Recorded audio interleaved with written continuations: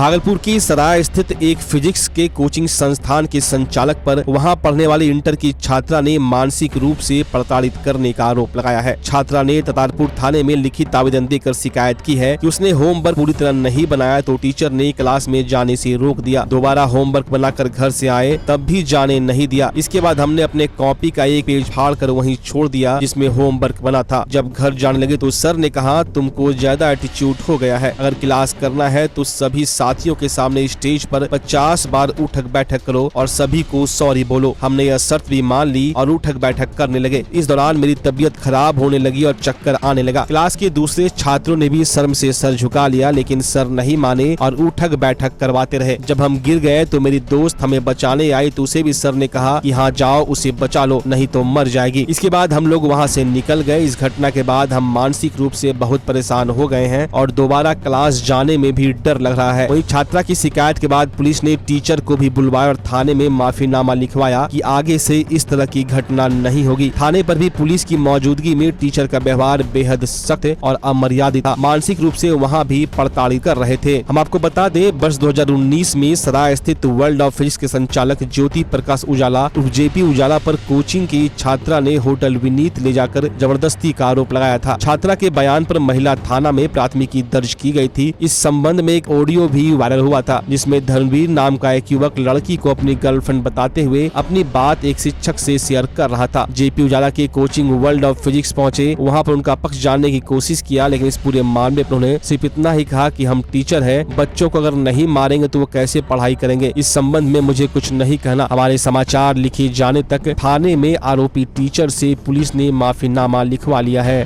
कल हम गए फिजिक्स क्लास 10 बजे हम लोग का बैच होता है। हम गए, होमवर्क नहीं बनाए थे, 2 होमवर्क मिला था, एक बनाए थे होमवर्क। वो जो क्लासमेट चेक कर रहा था वो बोला सर नहीं बनाइए होमवर्क। तो सर क्या बोलते हैं आप नहीं बनाए होमवर्क तो आप रूम जाइए, आपको क्लास में एंट्री नहीं मिलेगा। हम रूम आ गए, फिर से यहाँ से होमवर्क बना के गए तो वो सर क्लास जा चुके थे बट हमको एंट्री नहीं दिए। क्या बोलते हैं नहीं जाने मिलेगा आपको। हम बोले प्लीज सर हमको जाने दीजिए, हम होमवर्क बना के आ गए। वो सर बोलते हैं नहीं जाने देंगे। तो हम पेज फाड़ के उस जगह रख के आ रहे थे। सर क्या बोलते हैं अपना ज्यादा एटीट्यूड हो गया, आपको 1 साल तक क्लास में एंट्री नहीं मिलेगा, कोई माई का लाल नहीं जो आपको एंट्री दे देगा। अगर करना है तो 50 बार उठक बैठक कीजिए और स्टेज पर आके सॉरी बोलिए। हम गए, करते करते चक्कर आ गया, मेरा तबीयत खराब हो गया, फिर भी सर कुछ भी नहीं हाँ किए थे, फिर भी सर मना नहीं किए। पूरे क्लास देखा है, हमको चक्कर आ गया फिर भी सर मना नहीं किए। पूरे करने के बाद क्या बोलते हैं अब आप जाइए, ना ही तो हमको किसी को बोले कि पानी भी दे दो कुछ भी दे दो। हम रो रहे थे, सर एक बार हमको कुछ बोले भी नहीं आप ठीक है तबीयत खराब भी लग रहा है। ये बोल रही थी तो बोले आप ये मर रही है क्या, तुम बचाएगी आके बचा लो, ऐसा बोले हमको। क्या देखे हम दोनों क्लास गए, मतलब थोड़ा सा लेट हो गया उस दिन। तो हम मतलब ऐसा था कि अगर क्लास एक दिन भी छूटेगा तो अगले दिन नहीं करने देगा। सर का मन होगा तो ही हम लोग को, जिस दिन होगा सर का मन कि हाँ अब है लोग करने देते तभी करने देंगे, वैसे नहीं तो नहीं। तो इसलिए हम लोग सोचे कि अगर लेट भी हो जाता है लेकिन क्लास अब्सेंट नहीं करेंगे, जाएंगे। उसका मतलब इतना कुछ होने के बाद उसका मतलब पूरा तबीयत खराब हो गया, अच्छे से पढ़ भी नहीं पाई। जब से रूम आई उसका पैर इतना ज़्यादा दर्द कर रहा था, वो 2 दिन से रो रही थी, दर्द की वजह से बहुत ज़्यादा दर्द से रो रही थी। अभी तक उसका पैर ठीक नहीं हुआ है और पढ़ाई भी नहीं उससे हो पा रहा है। बार बार सोच रही है कि मतलब इतना सारे बच्चे के बीच में ऐसे करवाए सर। एक बार भी बोले नहीं कि जाओ ठीक हो कि क्या हो, कुछ नहीं।